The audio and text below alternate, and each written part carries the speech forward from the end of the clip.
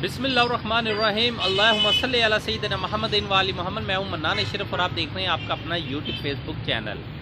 इस टाइम जो इलेक्शन की गूंज है पूरे पाकिस्तान के अंदर सुनाई दे रही है, उसके अंदर कुछ चीज़ें बड़ी अहम है। एक तो इस्टेब्लिशमेंट का मूड क्या है, इस्टेब्लिशमेंट खड़ी किसके साथ है, क्या गेट नंबर 4 बंद हो चुका है या होने वाला है। अच्छा, इसके आसफ अली जरदारी साहब क्यों नहीं चाहते हैं कि 2 सूबों में इलेक्शन हो, और इसके अलावा PDM क्या घुटनों के बल बैठ चुकी है या बैठने वाली है।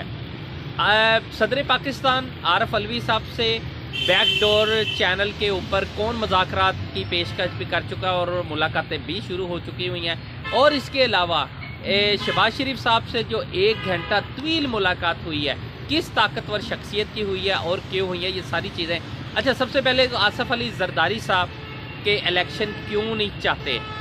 देखिए, आसफ अली जरदारी साहब किसी सूरत नहीं चाहेंगे कि 2 सूबों में इलेक्शन हो जाए। सबको पता है कि इमरान खान अगर इलेक्शन कर लेते हैं पंजाब के अंदर और KPK के अंदर, क्योंकि आज इस तरह मीटिंग हो चुकी हुई है पंजाब की, जो ये पार्लियामेंट्री एक उनकी कमेटी है, उनकी मीटिंग हो चुकी हुई है।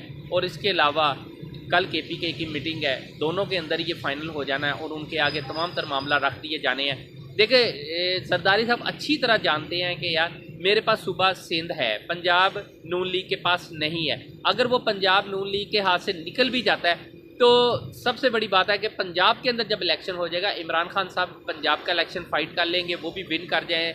और KPK को अगर 2/3 मेजोरिटी के साथ विन कर जाते हैं, दोनों सूबे उनके हाथ आ जाते हैं, तो फिर ठीक है, सिंध नहीं तोड़ेंगे। लेकिन उसके बाद ये है कि आखिर सिंध किसी टाइम के ऊपर तो ख़त्म होनी है ना उनकी गवर्नमेंट, और फिर उसके बाद क्या होगा। जरदारी साहब बखूबी जानते हैं कि इमरान खान साहब उसके बाद फारग होंगे, फ्री हैंड होगा उनके पास। और फिर जब सिंध के इलेक्शन आएंगे तो इमरान खान खुद सिंध के अंदर आके डेरे जमा लेंगे और फिर वहाँ बैठ के जब कंपेन करेंगे तो सिंध भी जरदारी के हाथ से निकल जाएगा, पीपल्स पार्टी के हाथ से निकल जाएगा, और पीपल्स पार्टी सिर्फ ढोल बजाती रह जाएगी, उनके हाथ कुछ नहीं रहेगा, क्योंकि इमरान खान की जब कंपेन होगी। इसलिए जरदारी साहब ये चाहते हैं कि जी किसी सूरत 2 सूबों का इलेक्शन ना हो, बल्कि पूरे पाकिस्तान का यकमुश्त इलेक्शन हो, ताकि इमरान खान को अपनी पड़ी रहे, वो मुख्तलिफ इलाकों में जाते जाते ये इतना टाइम ही ना मिल सके कि वो सिंध को टाइम दे सके और हम ईजीली सिंध अब कवर कर जाए, ताकि सिंध तो कम अज़ कम हमारे पास रह जाए। मरकज़ के अंदर जो उनकी प्लानिंग थी कि वो बिलावल जरदारी को बनाना चाह रहे हैं वज़ीर आज़म, तो मुझे नहीं लगता है कि बिलावल जरदारी वज़ीर आज़म बन सकेंगे, क्योंकि इस टाइम जो पोजीशन बन गई है अवामी, क्योंकि देखिए PDM की गवर्नमेंट जो बनी थी ना और रजीम चेंज ऑपरेशन हुआ, उसके अंदर जरदारी साहब की यही प्लानिंग थी, यही सारे से करते धरते थे कि जी नेक्स्ट जो वज़ीर आज़म होंगे वो आसफ अली जरदारी साहब होंगे। उसके लिए इस्टेब्लिशमेंट का किरदार बड़ा अहम था, ये सारी चीज़ों के। लेकिन बाजवा साहब अब रिटायर हो चुके हुए हैं, इस्टेब्लिशमेंट नई, कैबिनेट नई, मसलन के उनके अहदेदार आ गए हैं, तो उसके बाद अब ये चीज़ों के ऊपर अमल करना कोई इतना आसान काम नहीं होगा। फिर अवाम भी खड़ी होगी, 80% अवाम जो है इस टाइम इमरान खान साहब के साथ खड़ी है।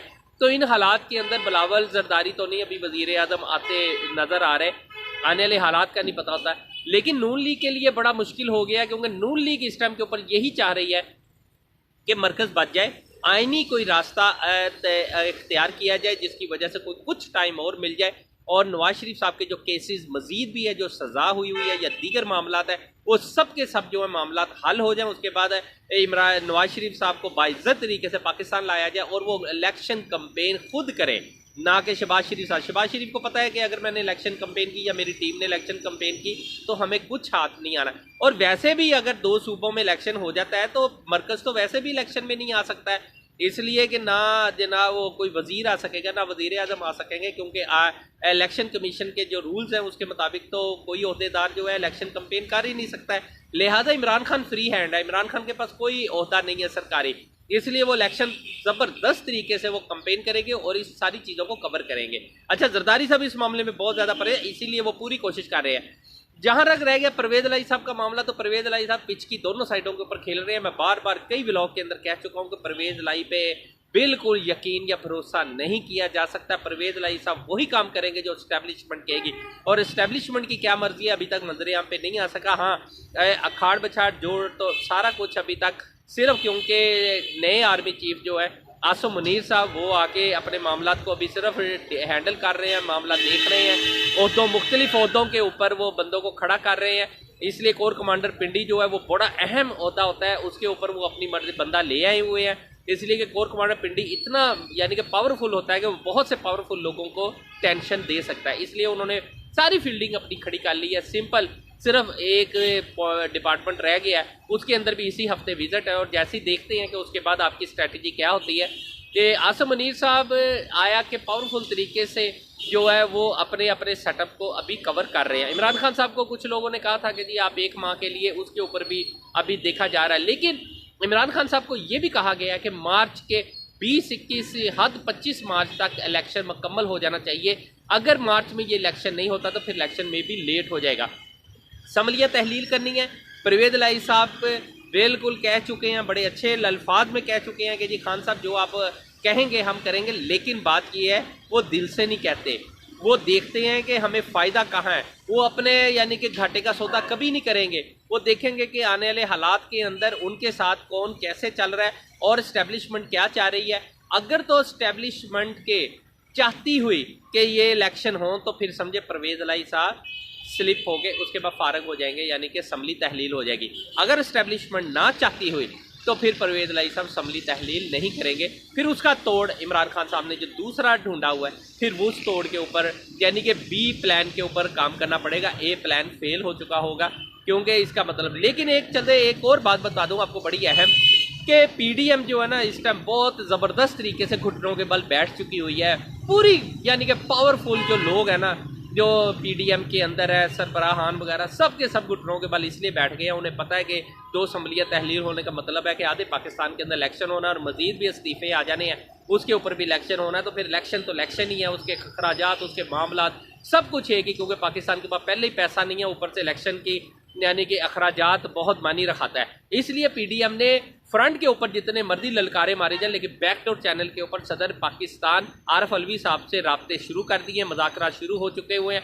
कुछ उन्होंने अपने कुछ मसलन के पैगाम दिए हैं जो इमरान खान साहब, क्योंकि इमरान खान साहब डायरेक्ट कोई किसी किस्म के मुज़ाकरात में इन्वॉल्व नहीं है, लेकिन 1-2 रोज़ के अंदर मुमकिन है कि आरिफ अलवी साहब लाहौर जाएंगे और फिर वहाँ जाके मुलाकात करेंगे इमरान खान साहब से, और फिर जो भी मामला फाइनल होंगे, क्योंकि पीडीएम भी ये लड़ना नहीं चाह रही है इस टाइम। उन्हें पता है कि इमरान खान बहुत बड़ी बाजी ले गए हैं। 80% लोग जो हैं इस टाइम इमरान खान साहब के साथ खड़े हैं। अगर इलेक्शन आ गया तो बहुत मुश्किलात पैदा हो जाएंगी, इसलिए वो चाहते हैं कि इलेक्शन हो तो इकट्ठा हो। उसके लिए कोई टाइम लिमिट तय हो रही है।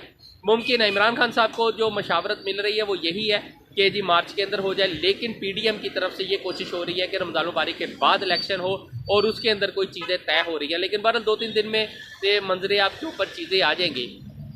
सबसे अहम बात है कि पाकिस्तान के अंदर जो बहुत ज़्यादा सूरत हाल है कि शहबाज शरीफ साहब से एक बहुत ताकतवर शख्सियत की मुलाकात हुई है। मुलाकातें बहुत तेज़ी के साथ शुरू हैं। शहबाज शरीफ साहब के साथ जो मुलाकात हुई है वो 1-on-1 जो मुलाकात हुई है वो 1 घंटा, हमारे ज़राए बता रहे हैं वो तकरीबन 1 घंटे तक जारी रही है। उसके अंदर बहुत से मामला डिस्कस हुए हैं, उसमें इलेक्शन डिस्कस हुआ होगा, लाजमी बात है। उसके अंदर इकॉनमी जो पाकिस्तान की ब्लास्ट हो रही है वो डिस्कस हुई होगी। इसके अलावा इन्होंने $15 अरब जो है वो मई तक हर सूरत पे करने हैं। वो $15 अरब पाकिस्तान को हर सूरत मई तक चाहिए जो देयत अदा करनी है, उस मामले पे भी डिस्कस हुई होगी। देखिए पैसा आ नहीं रहा, लेकिन जाने के रास्ते बहुत सारे आज दिन ब दिन आई जा रहे हैं। पाकिस्तान ने जो कर्जा लिया हुआ है उसकी भी अदायगी करनी है, उस मामले पे सारे यानी कि मिला के $15 अरब पाकिस्तान को चाहिए। अब बात यह है कि इमरान खान के साथ इस्टेब्लिशमेंट है कि नहीं है। फाइनल राउंड यहाँ से शुरू हो जाता है। अब फाइनल राउंड के अंदर ये बात बहुत अहमियत रखती है कि इस्टेब्लिशमेंट क्या सोच रही है। इस्टेब्लिशमेंट को सीधे होने में, काम करने में थोड़ा बहुत वक्त लगेगा, यानी कि वो अपने मामलात को भी देख रहे हैं, लेकिन उसके साथ साथ उन्हें मुल्क भी देखना पड़ेगा। इस्टेब्लिशमेंट कहाँ खड़ी होती है, पीडीएम की गवर्नमेंट क्या फ़ैसला करती है, सदर पाकिस्तान के साथ जो मुज़ाकरात हो रहे हैं वो फाइनल होते हैं कि नहीं होते, ये आपको ज़्यादा से ज़्यादा 24 और नहीं तो 48 घंटों के अंदर ये सारी चीज़ें मंजरे आम के ऊपर आ जाएंगी।